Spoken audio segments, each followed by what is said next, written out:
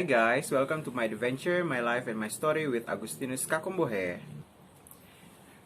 Nah, di pertemuan kali ini kita akan membahas satu topik yang cukup menarik yang biasanya terjadi dalam kehidupan kita sehari-hari, teman-teman. Dan sekali lagi sebelum saya sharing dengan teman-teman sekalian, saya mau mengucapkan terima kasih untuk semua masukan, semua komen yang sudah saya terima, dan sejumlah orang yang merasakan bahwa video ini telah menjadi berkat buat kehidupan mereka. Saya mengucapkan terima kasih. Nah, topik kita untuk kali ini adalah bagaimana menyikapi kegagalan. Nah, teman-teman sekalian, bahwa banyak di antara kita yang setiap hari, setiap waktu menyikapi kegagalan dengan cara yang berbeda. Banyak orang yang gagal dan mereka terus menangis, banyak yang mengeluh, banyak yang marah, bahkan banyak yang mencoba untuk mengurung diri, dan banyak yang sudah mengurung diri, bahkan banyak yang sudah memutuskan untuk membunuh diri mereka karena kegagalan yang mereka alami. Nah, pertanyaan yang sangat sederhana yang muncul dalam kehidupan kita adalah bagaimana sih sebenarnya caranya menghadapi kegagalan? Apakah ada tips-tips khusus yang bisa kita lakukan untuk menghadapi kegagalan? Nah, sebelum kita berbicara mengenai tips, teman-teman, saya ada beberapa fakta yang saya mau sampaikan kepada teman-teman sekalian berkaitan tentang kegagalan. Pertama adalah fakta yang tidak bisa kita hindari adalah tidak ada orang di dunia ini yang tidak pernah gagal, di mana semua orang mengalami kegagalan, di mana seorang pernah mengalami gagal, dan semua orang itu pernah menikmati masa-masa dalam situasi yang kita sebut gagal. Dan oleh karena itu, teman-teman, pada dasarnya semua orang itu pernah mengalami kegagalan. Kalau Anda saat ini sedang mengalami kegagalan, Anda harus tahu bahwa Anda tidak pernah sendiri, dan sejumlah banyak orang juga di waktu yang bersamaan dengan Anda pada saat ini mengalami kegagalan.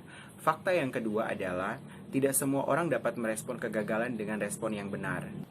Seperti yang sudah saya sampaikan di bagian sebelumnya, bagian awal tadi, bahwa banyak orang memilih untuk merespon kegagalan dengan cara yang berbeda. Hampir 50% sejumlah orang itu merespon kegagalan dengan cara yang salah, dan merespon kegagalan dengan cara yang benar itu lebih kepada pilihan pribadi.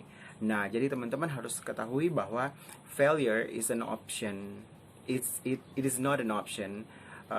Failure itu bukan sebuah pilihan, teman-teman. Failure itu terjadi dengan sendirinya. Seberapa besar pun planning yang teman-teman buat, seberapa baik pun planning yang teman-teman buat, tetap ada 0,1% titik kegagalan di dalamnya.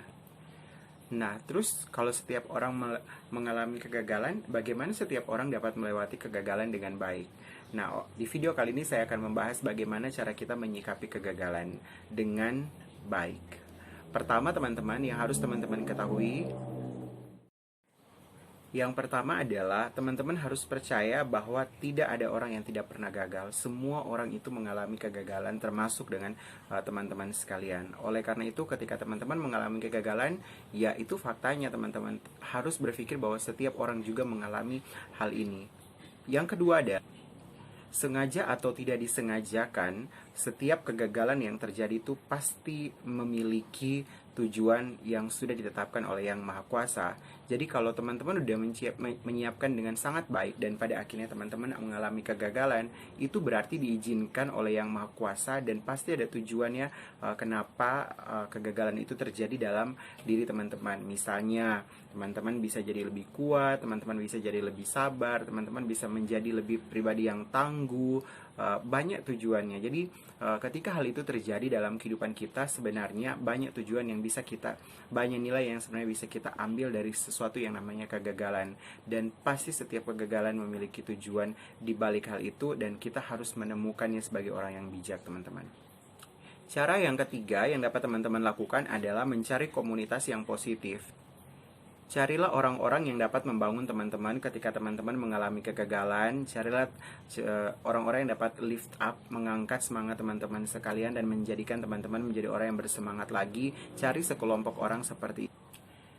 Di masa-masa gagal, orang-orang tersebut adalah harta yang berharga yang teman-teman miliki. Kenapa? Karena mereka yang mampu juga mengembalikan semangat teman-teman untuk menjadi pribadi yang bangkit dan pribadi yang lebih baik lagi. Nah, yang berikutnya adalah alihkan perhatian teman-teman dengan kegiatan-kegiatan yang bersifat positif. Kenapa? Karena biasanya kalau teman-teman adalah, apalagi kalau teman-teman adalah seorang melankolik dan mengalami kegagalan, biasanya itu akan sangat terpuruk. Oleh karena itu, saran saya yang paling baik adalah alihkan kondisi ini dan cari kegiatan yang positif. Cari kegiatan positif yang bisa teman-teman lakukan dalam kehidupan sehari-hari, apalagi di masa-masa kegagalan ini. Cara yang terakhir adalah setelah teman-teman mengumpulkan semangat teman-teman sekalian. Nah, setelah teman-teman udah semangat nih, cara yang terakhir yang teman-teman bisa lakukan adalah menyusun kembali rencana dalam menjalani kehidupan teman-teman sekalian. Jadi jangan terpuruk dalam kegagalan, karena kegagalan itu hanyalah satu fase, satu titik dalam kehidupan kita. Teman-teman setelah mengevaluasi diri, susun kembali tatanan kehidupan teman-teman, susun rencana apa yang harus dilakukan dalam beberapa waktu ke depan, susun rencana jangka panjang dan jangka pendek, supaya waktu-waktu teman-teman tidak terbuang dan memiliki keadaan dan dampak yang lebih baik ke depan. Nah, itu saja tips yang bisa saya berikan buat teman-teman yang mengalami kegagalan. Yang harus teman-teman juga ketahui bahwa ketika kita mengalami kegagalan, sebenarnya pada waktu yang bersamaan kita diberikan kesempatan untuk berdiri dan mengembangkan diri ke arah yang lebih baik. Nah, seperti seperti kita sekolah, teman-teman, kita akan menghadapi setiap ujian, setiap tantangan, dan sebenarnya di akhir dari ujian tantangan itu kita diharapkan menjadi pribadi yang lebih baik. Demikian juga ketika kita mengalami kegagalan di akhir dari perjalanan hidup kita yang gagal, kita seharusnya diharapkan menjadi pribadi yang lebih baik. Oleh karena itu, jalan salah satunya adalah kita harus bangkit dan bersemangat untuk menjalani hidup kita. Ketika saya berbicara kepada teman-teman soal kegagalan, bukan berarti saya tidak pernah mengalaminya. Saya pernah mengalami jatuh bangun dalam bekerja, saya pernah mengalami ini, dan langkah-langkah yang saya lakukan hal-hal yang sudah saya sampaikan kepada teman-teman dalam video ini. Semoga video ini bermanfaat buat teman-teman sekalian. Ingat, kegagalan hanyalah satu titik dalam fase kehidupan kita. Terima kasih, sampai jumpa di video selanjutnya. Bye!